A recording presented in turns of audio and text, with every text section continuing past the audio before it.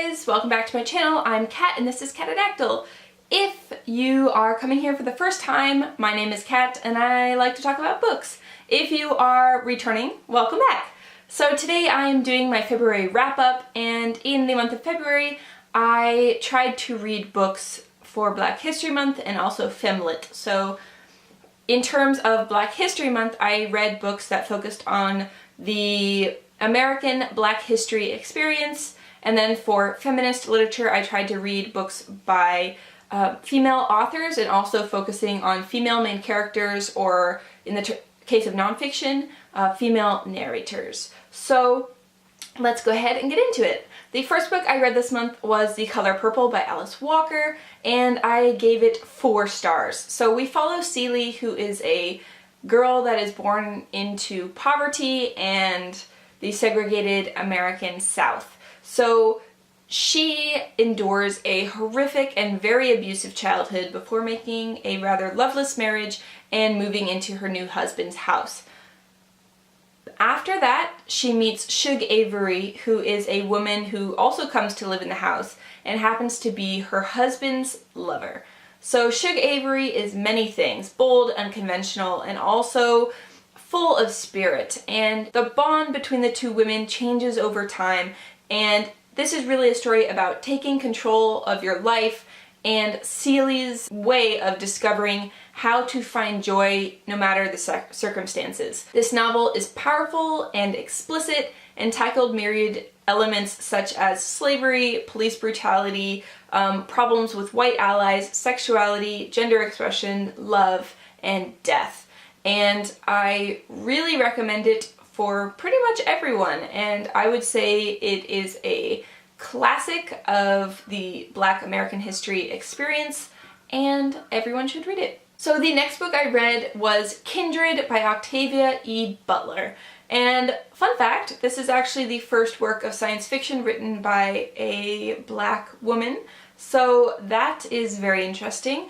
And I had really high expectations going in because I love Octavia E. Butler and I think the way her mind works is just phenomenal and fascinating, and she did not disappoint. So in this we follow Dana, who is a 26-year-old African-American woman living in California in the 70s. And suddenly she is transported back to the antebellum South in Maryland, where a young white boy is drowning. And she jumps into the water and she saves him, and then something happens and she is transported back to her current time. Over time, she realizes that the survival of the white slaveholder is very strongly tied to the birth of her great-grandmother. So she pretty much has to save him or risk not being born. The way it was written was fabulous. The language was fabulous. A lot of the issues that are brought up in the book are done in a way that I haven't read in any other book dealing with slavery or racial tensions in the American South before.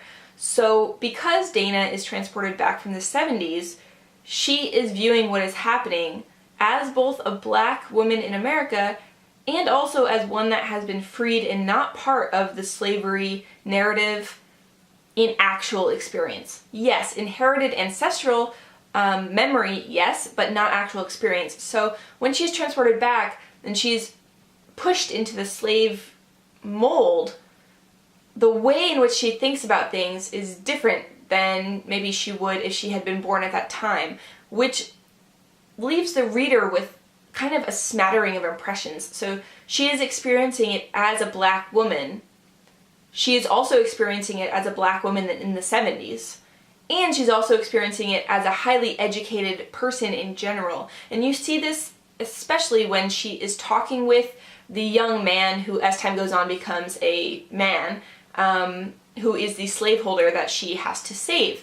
And a lot of the things between them are vastly uncomfortable for me, especially because she humanizes the slave owner in a lot of ways, because Dana is educated and she can talk with him and understand all the different dynamics. So for instance, because there's a debt on the farm, if they don't have a good crop, he has to sell slaves to feed the other people and slaves. So it's not just cut and dry. Like, there are some instances where things are not what they appear, but also slavery is awful in its entirety, but also when you're in that current system, it's so hard and there's so many moving parts.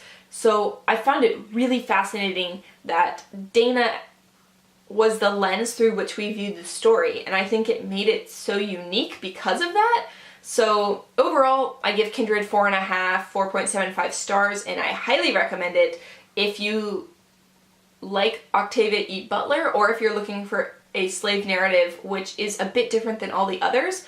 I highly recommend it. It was extremely moving, and it made me so mad at just history and just history. Yes, it made me just very mad. So highly recommend. And the next book I read is Sing Unburied Sing by Jesmyn Ward. In this one, we follow Jojo, who is a 13-year-old boy who is trying to take care of his younger sister and also his mother, who is drug addicted and kind of just a general hot mess. And the mother has heard that the children's father is being released from prison, so now is the perfect time to take a messed up family road trip to pick him up from prison. What could possibly go wrong? And we'll also take along our drug addicted and drug selling friend. So it'll be fine. And it is not fine. And this book explores racial tensions and police brutality and the way that family disintegrates, and biracial couples and biracial families, and the prison system in America, all woven together in magical realism.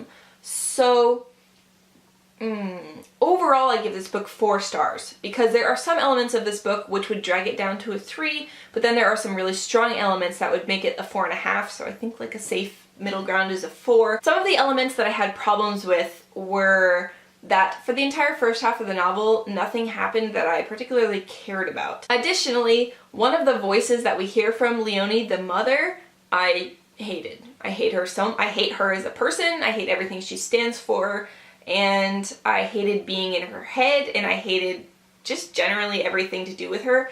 And I know that the story is told from 3 different perspectives, and it's kind of to show different elements of the story. I do understand, but I had a really hard time separating myself from my extreme dislike of the character in general.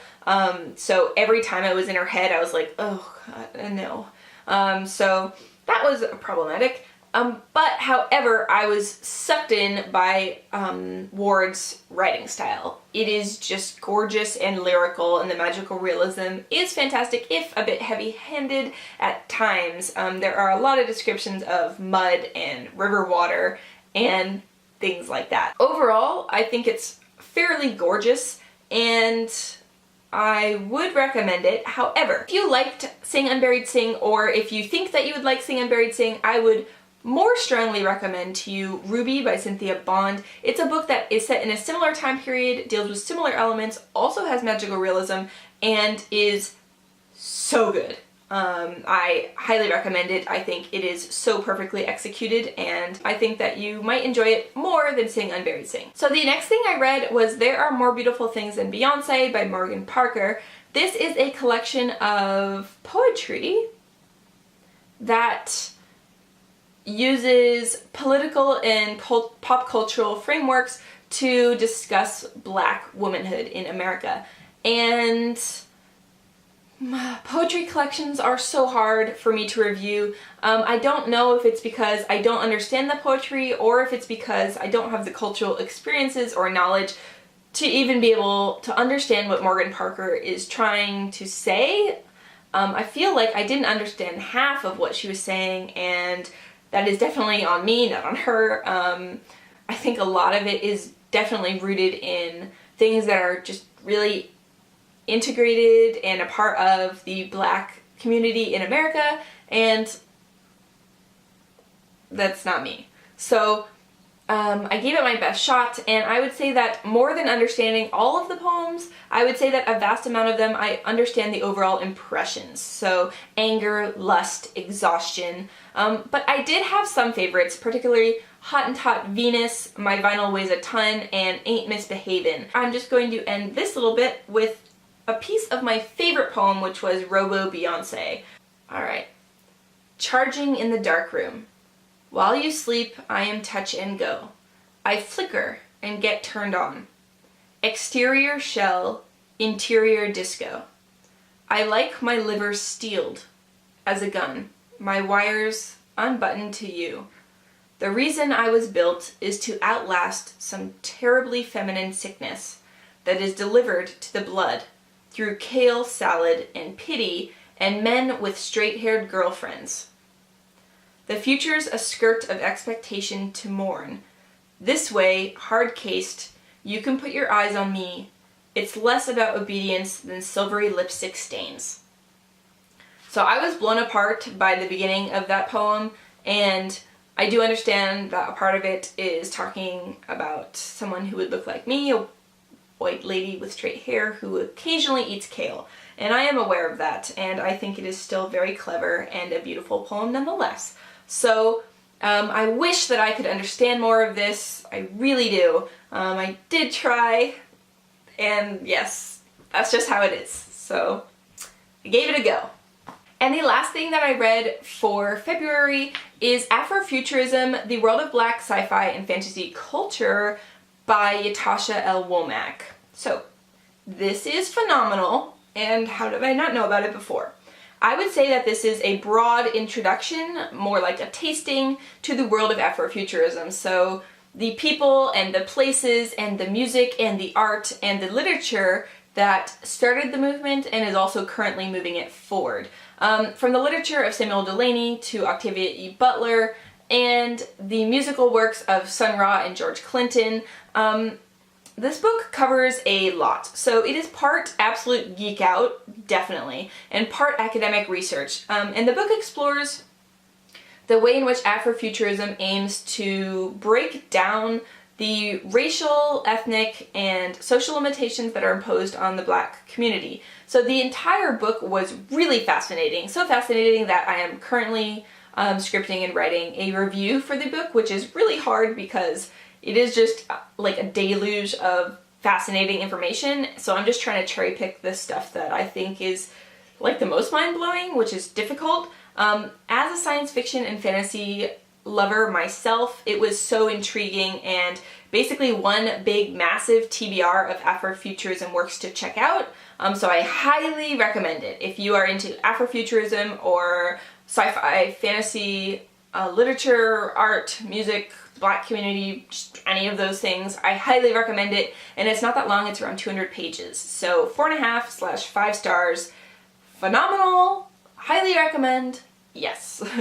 So that finishes up my February wrap-up. Please let me know in the comments if you have read any of these and if you similarly enjoyed them. I hope that you enjoyed this wrap-up, and if you liked it, please give me a thumbs up or hit the subscribe button. It would really mean a lot, and I look forward to talking to you later. So for now, I'm just gonna say bye! Toodles!